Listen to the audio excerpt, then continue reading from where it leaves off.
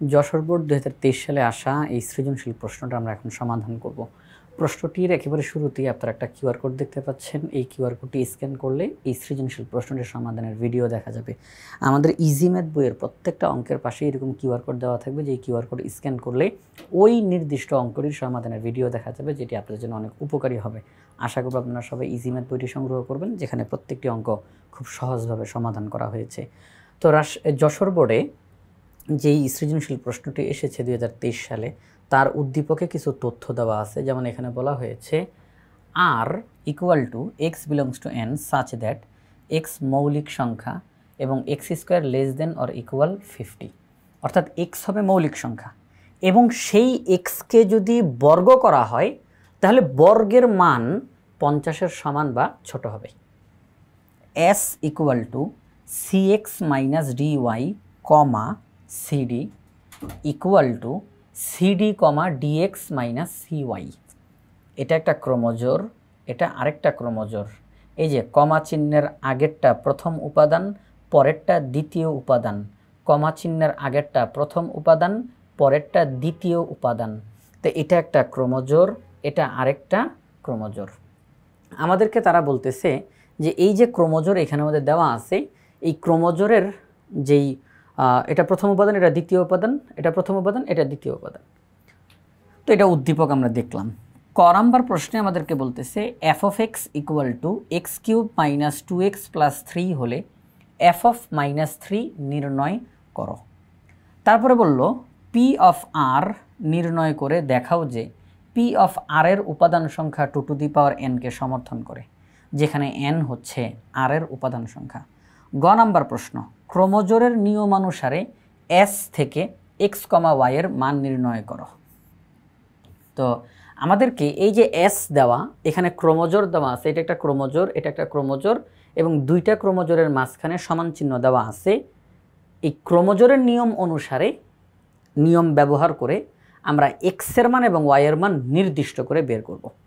এক্সের মান এবং ওয়াইয়ের মান নির্দিষ্ট করে বের করতে হবে। তাহলে চলেন আমরা এখন সম্পূর্ণ সৃজনশীল প্রশ্নটার সমাধান ধারাবাহিকভাবে করতে থাকি।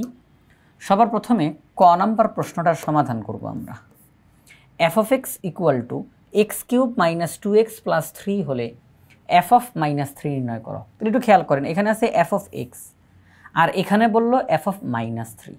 তাহলে ওই এক্সের জায়গায় মাইনাস 3 বসানোর জন্য বলা হয়েছে, এক্সের জায়গায় মাইনাস 3 বসানোর জন্য বলা হয়েছে। তাহলে এক্সের জায়গায় মাইনাস 3 বসাবো, minus 3 whole cube minus 2 into minus 3 plus 3, অর্থাৎ যেখানেই এক্স সেখানেই মাইনাস 3 বসাই দেব। ক্যালকুলেশন করলে একটা রেজাল্ট বের হবে। তাহলে চলেন আমরা অঙ্কটার সমাধান করি। তো আমরা এখানের মধ্যে এফ অফ এক্স সেটা উঠালাম, এফ অফ মাইনাস 3, যেখানে এক্স সেখানে মাইনাস 3 বসাইলাম। ক্যালকুলেশন করার পরে রেজাল্ট বের হইল মাইনাস 18। এটি হচ্ছে আমাদের এই অঙ্কের সমাধান। আচ্ছা, তাহলে এটা হইল। এখন আমরা যাব খ নাম্বার প্রশ্ন। এটা একদম সহজ ছিল। এবার আমরা খ নাম্বার প্রশ্নে যাই। খ নাম্বার প্রশ্নে বলছে পি অফ আর নির্ণয় করো, অর্থাৎ আর সেটের শক্তি সেট নির্ণয় করো। পাওয়ার সেট অফ আর, আর সেটের শক্তি সেট নির্ণয় করো। তারপরে দেখাও যে এই যে শক্তি সেট নির্ণয় করলা, এই শক্তি সেটের উপাদান সংখ্যা 2 টু দি পাওয়ার এনকে সমর্থন করে। অর্থাৎ এই আর সেটের শক্তি সেটের যেই কয়টা উপাদান বের হইছে তাকে আমরা 2 টু দি পাওয়ার এন দ্বারা প্রকাশ করতে পারবো। পাওয়ার সেটের যেই কয়টা উপাদান বের হবে তাকে যদি 2 টু দি পাওয়ার এন দ্বারা প্রকাশ করা যায়, তাহলেই আমরা বলবো যে 2 টু দি পাওয়ার এনকে সমর্থন করে। ওইটা দ্বারা প্রকাশ করতে পারলেই আমরা বলবো তাকে সমর্থন করে। এবং ওই এন দ্বারা কি বোঝানো হবে? ওই এন দ্বারা বোঝানো হবে আর সেটের উপাদানকে, আর সেটের উপাদানকে বোঝানো হবে এন দ্বারা। খেয়াল করেন, পি অফ আর অর্থাৎ আর সেটের শক্তি সেট, তার উপাদান সংখ্যা 2 টু দি পাওয়ার এনকে সমর্থন করবে। আর ওই এন দ্বারা বোঝানো হবে কেবলমাত্র আর সেটের উপাদানকে। দুইটা কিন্তু ভিন্ন জিনিস। আর সেটের উপাদান হচ্ছে এন, আর পি অফ আর এই সেটের উপাদান হচ্ছে 2 টু দি পাওয়ার এন। চলেন আমরা এটা করে দেখাবো। গ নাম্বার প্রশ্নে বলছে ক্রমজোরের নিয়ম অনুসারে এস থেকে এক্স কমা ওয়াই এর মান নির্ণয় করো। গ নাম্বারটা আরও পরে করি, আগে খ নাম্বারটা করে ফেলি, ধারাবাহিকভাবে করবো আমরা। তাহলে খ নাম্বার প্রশ্ন, প্রথমে আর সেটের শক্তি সেট নির্ণয় করি। আমরা তো আর সেটের উপাদান নিয়ে এখনও জানি না, আমাদেরকে আর সেটের উপাদান এখন বের করতে হবে। R equal to x belongs to N such that x মৌলিক সংখ্যা এবং x square less than or equal 50। R সেটের উপাদান যারা হবে তারা হচ্ছে এক্স, এই এক্সের মান স্বাভাবিক সংখ্যার সেটের ভিতর থেকে আসবে, তারা হবে মৌলিক সংখ্যা এবং ওই মৌলিক সংখ্যাকে বর্গ করলে 50-এর সমান বা ছোট হবে। এই শর্তগুলো মেনে যারা মানবে তারাই এই সেটের উপাদান হবে। আমরা এখন খ নাম্বার প্রশ্ন সমাধানে যাচ্ছি। তাহলে এখানে গিয়ে সবার প্রথমে উদ্দীপকে আর সেটের যে শর্ত দেওয়া আছে সেই শর্তটা লিখলাম। এই শর্ত দ্বারা যা বোঝানো হয় তাকে লিখলাম, অলরেডি বলে ফেলছি। এবার যেহেতু এখানে বলা আছে মৌলিক সংখ্যা, তাহলে মৌলিক সংখ্যা ছাড়া অন্য সংখ্যাগুলোকে নেওয়ার কোনো প্রয়োজনীয়তা নাই। তাহলে সবার প্রথমে মৌলিক সংখ্যা কত হয়? 2। তাহলে আমরা এক্সের মান হিসাবে 2কে নিলাম। এবার 2কে বর্গ করব, বর্গ করলে 4 হয়, এটা 50-এর ছোট, তাহলে এটা শর্ত মানছে, এটা শর্ত মানছে। একে তো এটা স্বাভাবিক সংখ্যা, দ্বিতীয়ত এটা মৌলিক সংখ্যা, তৃতীয়ত এটা বর্গ করলে 50-এর ছোট হয়। এবার আমরা এক্সের মান হিসেবে 3 বসাবো, আরেকটা মৌলিক সংখ্যা, এক্সের মান হিসাবে 3 বসাবো, এটা হচ্ছে আরেকটা মৌলিক সংখ্যা, তাকে বর্গ করি তাহলে হয় 9, 50-এর ছোট, এটাও শর্ত মানছে। আরেকটা মৌলিক সংখ্যা 5, তাকে বর্গ করলে 25, 50-এর ছোট।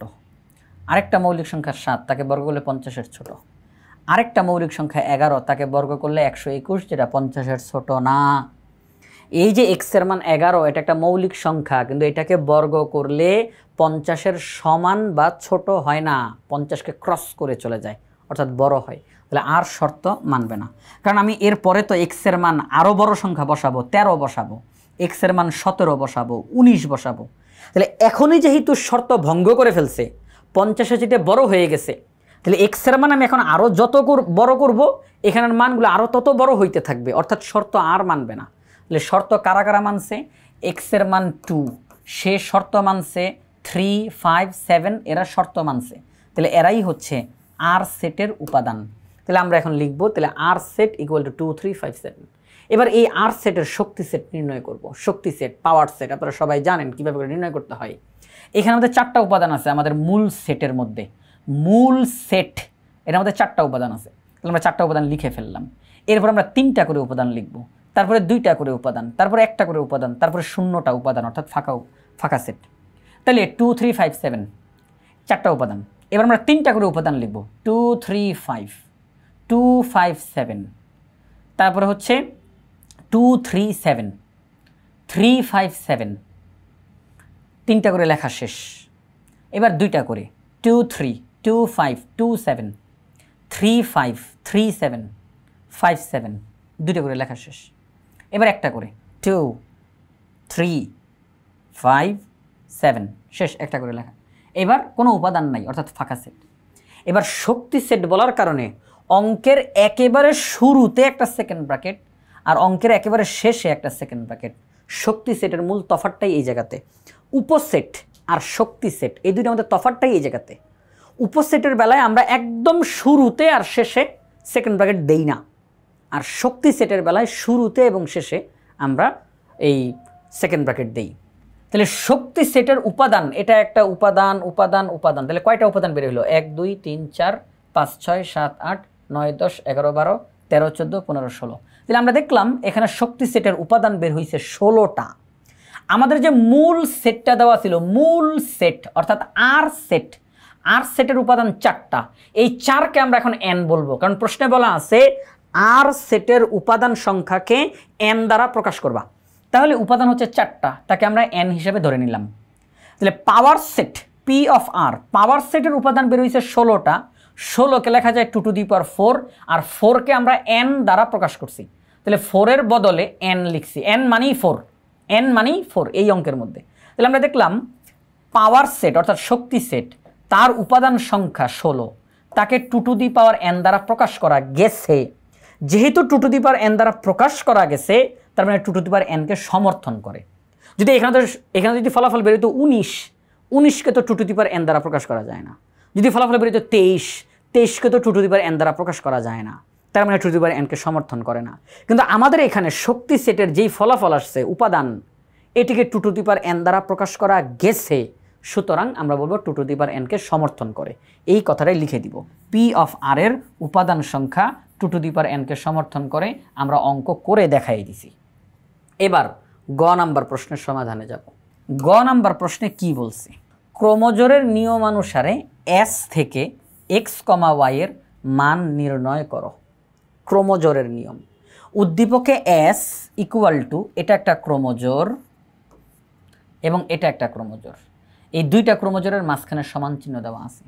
নিয়ম হচ্ছে যে যখন দুইটা ক্রোমোজোর দেওয়া থাকবে, এটা হচ্ছে একটা ক্রোমোজোর, এটা হচ্ছে আরেকটা ক্রোমোজোর, মাঝখানে সমান চিহ্ন দেওয়া, তখন এই ক্রোমোজোরের প্রথম উপাদান যেটা, তার সাথে সম্পর্ক তৈরি হবে এই ক্রোমোজোরের প্রথম উপাদানটার, যখন মাঝখানে সমান চিহ্ন দেওয়া। তাহলে এই ক্রোমোজোরের প্রথম উপাদান, এই ক্রোমোজোরের প্রথম উপাদান, তাদের মধ্যে সম্পর্ক তৈরি হবে সমান চিহ্নের মাধ্যমে। এই ক্রোমোজোরের দ্বিতীয় উপাদান আর এই ক্রোমোজোরের দ্বিতীয় উপাদান, তাদের মধ্যে সম্পর্ক তৈরি হবে এই সমান চিহ্নের মাধ্যমে। এটাই হচ্ছে ক্রোমোজোরের নিয়ম, যে যখন দুইটা ক্রোমোজোর পাশাপাশি সমান চিহ্নের মাধ্যমে লিপিবদ্ধ আছে, তখন প্রথম উপাদান তাদের মধ্যে সম্পর্ক, দ্বিতীয় উপাদান তাদের মধ্যে সম্পর্ক।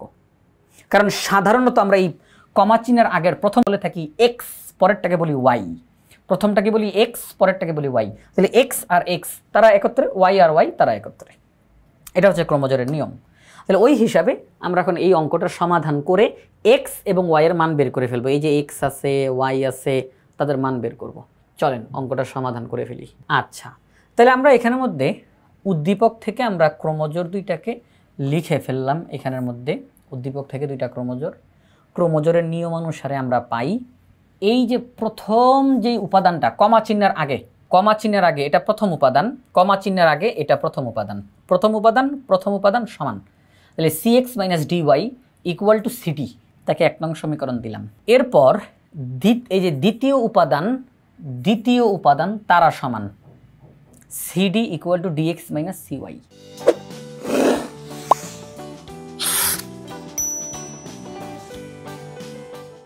আমরা সিডিটাকে ডান দিকে নিয়ে গেলাম আর বাম দিকেরটাকে এই দিকে নিয়ে আসলাম, অর্থাৎ একটু পক্ষটা চেঞ্জ করলাম একবারে, এই জন্য চিহ্ন পাল্টায় নাই।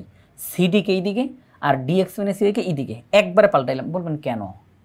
কারণ ওই যে 1 নং সমীকরণে সিডিটা সমান চিহ্নের ডান দিকে ছিল, তো তার সাথে মিলানোর জন্য এখন কিন্তু অঙ্ক লাইনে চলে আসছে। এখন আমরা আর ওই সমীকরণের দিকে, এই যে ক্রোমোজোরের দিকে তাকানোর কোনো প্রয়োজন নাই। ক্রোমোজোরকে প্রথমেই ব্যবহার করে ফেললাম। এখন আমরা আমাদের মতো করে অঙ্ক সমাধান করতে থাকব। এখন আমরা 1 নং সমীকরণের সমান চিহ্নের ডান দিকে সিডি ছিল, তাহলে 2 নং সমীকরণেও সমান চিহ্নের ডান দিকে সিডিটাকে নিয়ে আসি। যেহেতু আছে তাহলে তাকে নিয়ে আসি সমান চিহ্নের ডান দিকে, তাহলে মিললে আমাদের জন্য হিসাব নিকাশ করতে একটু সুবিধা হবে। তাহলে সিডিকে এই পাশে নিয়ে আসি, তাহলে ডিএক্স মাইনাস সিওয়াই এদিকে চলে আসবে। এই যে জিনিসটা এইরকম, এই যে ধরেন আমি এই লাইনটা বাদ দিলাম আপনাদেরকে বোঝানোর জন্য, ঠিক আছে? আচ্ছা, এই যে এখন দেখেন, তাহলে সিডিটা এখন সমান চিহ্নের ওই সাইডে আছে দুইটা সমীকরণের মধ্যেই। এটা 1 নং সমীকরণ, এটা 2 নং সমীকরণ। 1 নং সমীকরণে এক্স এবং ওয়াই বাম দিকে, 2 নং সমীকরণেও এক্স এবং ওয়াই বাম দিকে। এখন এই যে দুইটা সমীকরণ আমরা পাইলাম, এটাকে আমরা ওই অপনয়ন পদ্ধতিতে সমাধান করে ফেলতে পারি। অপনয়ন পদ্ধতিটা কি? দুইটা চলক এক্স এবং ওয়াই, আমাদেরকে এক্স এবং ওয়াই এর মান বের করতে বলছে, যে এক্স এর মানও বের করো, ওয়াই এর মানও বের করো, দুইটা চলকের মান। তো অপনয়ন পদ্ধতিতে দুইটা চলকের মধ্যে একটা চলককে যোগ বা বিয়োগ অর্থাৎ যে করেই হোক মিলিয়ে ঝিলিয়ে তাকে অঙ্ক থেকে বাদ দিয়ে দেওয়া হয়। অপনয়ন, তাকে বাদ দিয়ে দেওয়া হচ্ছে। ওই দুইটা চলকের মধ্যে একটা চলক যখন অঙ্ক থেকে বাদ হয়ে যাবে, তাহলে আর একটা চলক থাকবে, হিসাব নিকাশ করে তার রেজাল্ট বের করে ফেলা যায়। এই যে একটা চলকের মান বের করে ফেললাম, এবার এইটাকে ব্যবহার করে যাকে বাদ দিছিলাম তার রেজাল্ট বের করে ফেলবো। দুইটা চলকের রেজাল্ট বের হয়ে যাবে, তাহলে আমরা এখন এই 1 নং সমীকরণ এবং 2 নং সমীকরণকে যোগ বিয়োগ করার চেষ্টা করব, কিন্তু তার আগে একটু মিলানো দরকার। কার থেকে কাকে বাদ দিবেন মিলাইতে হবে। তো এখানে আছে সিএক্স, এখানে আছে ডিএক্স, মিলে নাই। এখানে আছে ডিওয়াই, এখানে আছে সিওয়াই, মিলে নাই। সবার আগে আপনি মনে মনে ঠিক করেন আপনি কাকে বাদ দিতে চান, আগে এটা ঠিক করেন। আপনি কি এক্সকে বাদ দিতে চান নাকি ওয়াইকে বাদ দিতে চান, আগে এইটা ঠিক করেন।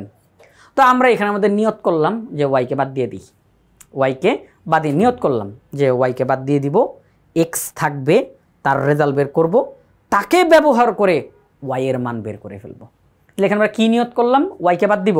আচ্ছা, তাহলে ওয়াইকে যদি বাদ দিতে হয় তাহলে ওয়াইয়ের যেই পদ আছে, ওয়াইয়ের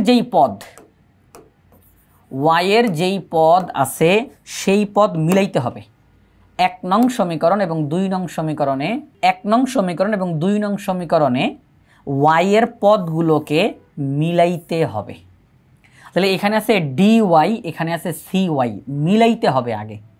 আচ্ছা, আমরা যদি একটা কাজ করি যে এখানে ওয়াই আছে, এখানে ওয়াই আছে, ওকে ফাইন, এখানে সি আছে কিন্তু এখানে সি নাই, তাহলে আমি এটাকে যদি সি দ্বারা গুণ দেই, একটু বুঝেন কিন্তু সবাই খেয়াল করেন, কিন্তু আমরা যদি এটাকে সি দ্বারা গুণ দেই তাহলে কি হয়ে যাবে, সি ডি ওয়াই। আর এটাকে যদি ডি দ্বারা গুণ করি তাহলেও হয়ে যাবে সি ডি ওয়াই। খেয়াল করি 1 নং সমীকরণকে সি দ্বারা গুণ করলে সি ডি ওয়াই, 2 নং সমীকরণকে ডি দ্বারা গুণ করলে সি ডি ওয়াই।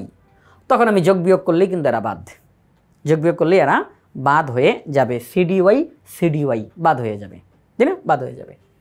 তাহলে আমাদেরকে কি করতে হবে, 1 নং সমীকরণকে সি দ্বারা গুণ করব, 2 নং সমীকরণকে ডি দ্বারা গুণ করব, এরপর 1 নং থেকে 2 নংকে বিয়োগ করে দিব, বাস বাদ হয়ে যাবে, বাদ হয়ে যাবে। চলেন তাহলে আমরা লিখে ফেলি। তাহলে আমরা লিখব 1 নংকে সি দ্বারা, 2 নংকে ডি দ্বারা গুণ করে সমীকরণ 1 থেকে 2 নং বিয়োগ করে পাই। 1 নংকে যখন আপনি সি দ্বারা গুণ করবেন, এই যে এখানের মধ্যে সি, এখানের মধ্যে সি স্কোয়ার, তাই না, তাহলে সি দ্বারা গুণ করলে C square x minus C D Y, C দ্বারা গুণ করলে সি স্কোয়ার ডি। 2 নংকে ডি দ্বারা গুণ করব, তাহলে D square x minus C D Y, এখানে ডি দ্বারা গুণ করলে সি ডি স্কোয়ার। তাহলে 1 নংকে সি দ্বারা গুণ করা হয়ে গেল, 2 নংকে ডি দ্বারা গুণ করা হয়ে গেল। আচ্ছা, এবার 1 নং থেকে 2 নংকে বিয়োগ করার কথা। আমরা জানি যে যখন বিয়োগ করতে বলে তখন দ্বিতীয়তে যে সমীকরণটাকে আমরা বসাই তার চিহ্নগুলো পরিবর্তন করে দিতে হয়। তাহলে এখানে আছে প্লাস, হয়ে যাবে মাইনাস, এখানে আছে মাইনাস, হয়ে যাবে প্লাস, এখানে আছে প্লাস, হয়ে যাবে মাইনাস। অর্থাৎ দ্বিতীয় যেই সমীকরণটা তার চিহ্নগুলো পরিবর্তন হয়ে গেছে। বিয়োগের বেলায় এই নিয়মটা মানতে হয়। তাহলে আমরা C square x minus D square x লিখলাম, minus C D Y plus C D Y, তাহলে বাদ, minus C D Y plus C D Y, তাহলে বাদ, C square D minus C D square লিখলাম। একদম সহজ, একদম এখন নর্মালভাবে অঙ্কটা সামনের দিকে আগায় যাবে। এখান থেকে এক্স কমন নেওয়া যায়, তাহলে C square minus D square থাকে। এখান থেকে সি ডি কমন নেওয়া যায়, তাহলে সি মাইনাস ডি থাকে। আচ্ছা, আমাদের উদ্দেশ্য তো এক্সের মান বের করা, তাহলে এক্সকে একা রেখে C square minus D square ওই সাইডে পাঠাই দেই, তাহলে C D into C minus D divided by C square minus D square. এই যে এটা এই সাইডে গুণ আকারে আছে, ওই সাইডে গেলে ভাগ হবে। C square minus D square মানে হলো C plus D, C minus D. এখন আমরা এখানে কাটাকাটি করে দিতে পারি, তাহলে C D by C plus D থাকবে।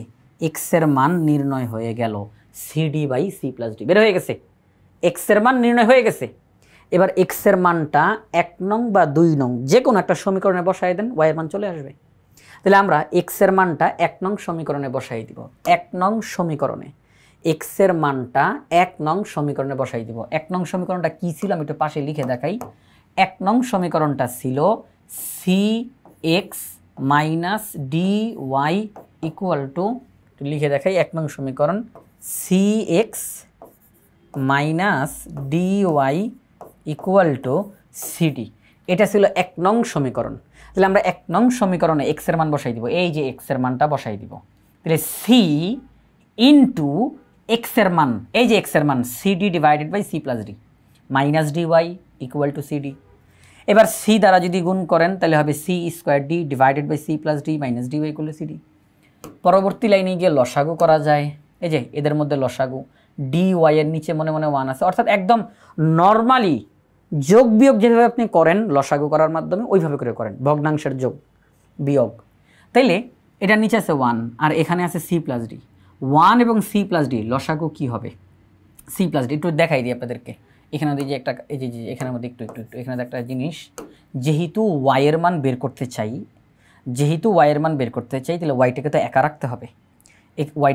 রাখতে হবে, এখানের মধ্যে লেখা ভালো করে ওটা নোটে দেখাই দিই। দেখেন C square D divided by C plus D minus D Y equal to CD.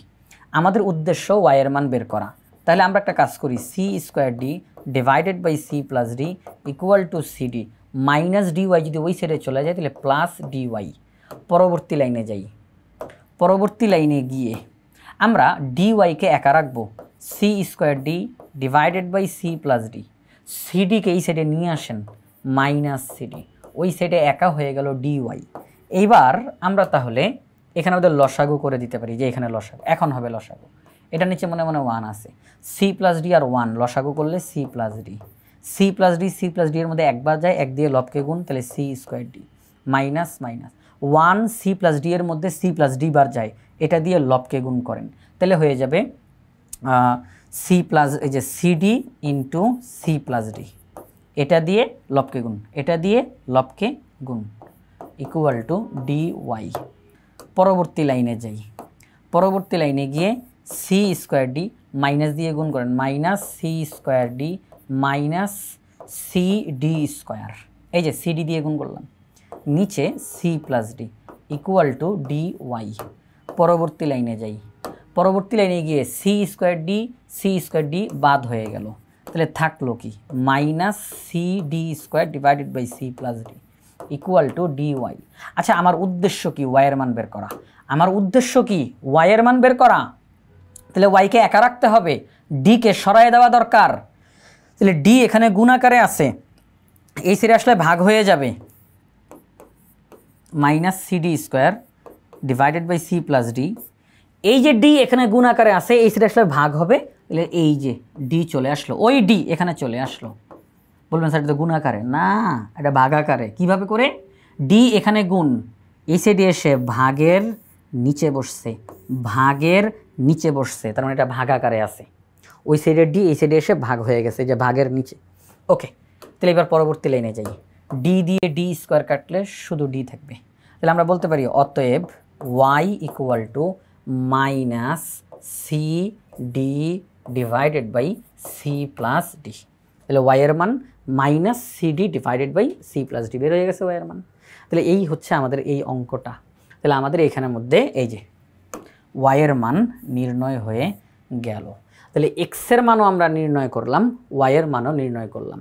তাহলে নির্ণয় মান এক্স কমা ওয়াই, এক্সের মান CD divided by C plus D, আর ওয়াইয়ের মান minus CD divided by C plus D. এটি হচ্ছে আমাদের এই অঙ্কের সমাধান। তাহলে আমরা এই অঙ্কটা ছিল যশোর বোর্ড 2023, যশোর বোর্ড 2023 সালে আসা এই সৃজনশীল প্রশ্নটার আমরা সমাধান করে ফেললাম। আমাদের ইজি ম্যাথ বইয়ে প্রত্যেকটা অঙ্কই খুব সহজ করে অঙ্কগুলো করা রয়েছে আর কিউআর কোড দেওয়া রয়েছে। আশা করব আপনারা সবাই ইজি ম্যাথ বইটি সংগ্রহ করে ফেলবেন ইনশাআল্লাহ।